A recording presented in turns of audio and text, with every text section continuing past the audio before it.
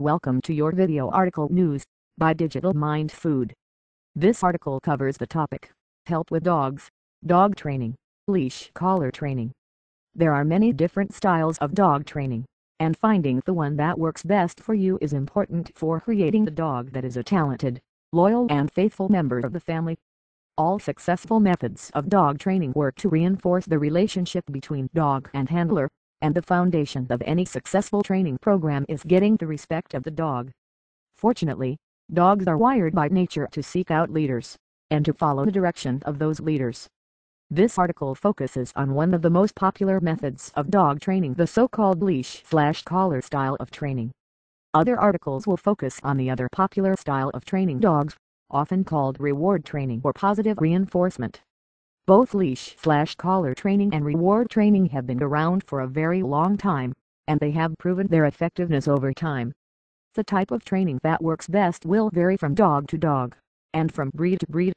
It is important to remember that each breed of dog has its own unique qualities, reinforced by hundreds of years of selective breeding. Of course, personalities of individual dogs vary quite a bit, even within established breeds. You, as the owner of the dog, know better than anyone which style of dog training will work best, so it is important to work with the trainer you choose to achieve your goal of a willing, obedient and friendly dog. Leash and collar training is the best way to accomplish many types of dog training, particularly in situations where the dog must have a high level of reliability. For instance, dogs that have an important job to do, such as rescue dogs, police dogs and guard dogs, generally benefit from leash and collar training. In leash and collar training, varying degrees of force can be used, ranging from slight prompts with the lead to very harsh corrections. The amount of correction used should be appropriate to the situation, since using too much correction, or too little, will be ineffective. In a collar and leash-based dog training program, first the dog is taught a particular behavior, generally with the leash. After the dog has demonstrated that it understands the command, the leash is then used to correct the dog if it disobeys, or when it makes a mistake. The leash is the main form of controlling and communicating with the dog in leash and collar training. When using leash and collar training, the dog must be trained to trust the handler and accept his or her directions without question. In order for the dog to be fully trained, the handler must demonstrate the ability to place the dog into a posture or position he or she does not want to take. This does not mean using force, but it does generally require some level of physical manipulation. This manipulation is most easily and safely done using the main tool of leash and collar training, the leash.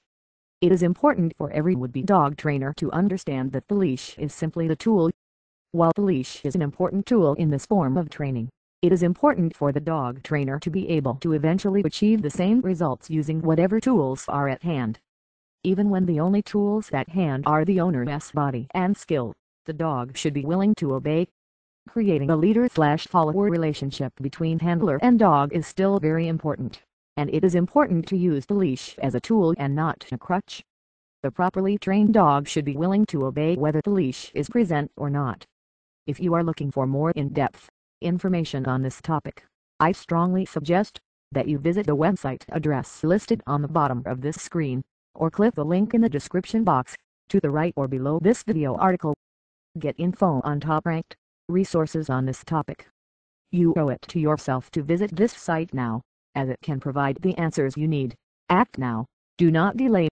Until next time, this is Veronica, saying good day.